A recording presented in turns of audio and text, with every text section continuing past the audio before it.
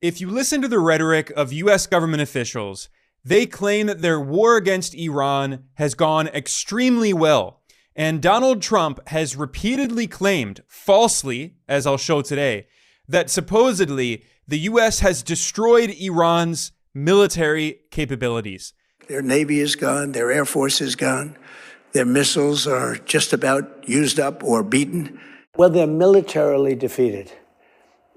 In their own minds, maybe they don't know that. However, here in reality, we have more and more evidence demonstrating that it's actually the US military that has suffered significant damage in this war.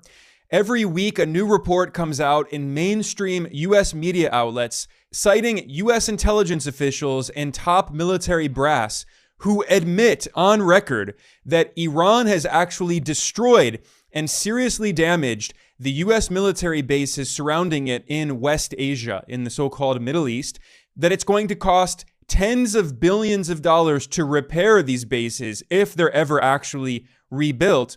And meanwhile, there are reports showing that Iran's military capabilities have not been destroyed. Iran still has the majority of its missiles in its stockpile, and it has the ability to create more missiles as this war continues. And then finally, the cherry on top is that there are reports that it's actually the US military that is running out of missiles fast, and it will take many years to replace them.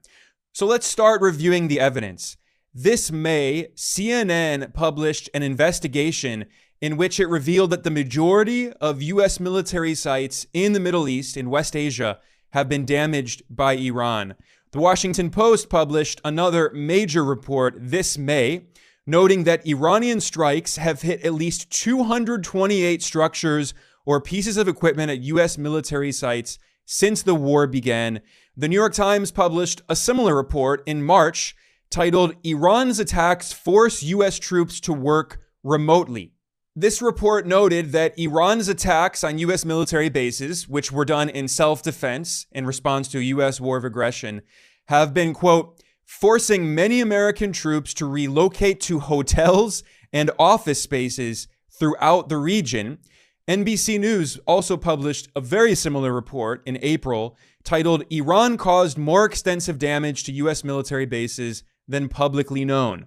So what all of this shows is that Donald Trump lied. He claimed that the war is going swimmingly. Everything is going perfectly well. Iran has been defeated. The US military is triumphant. That's all false.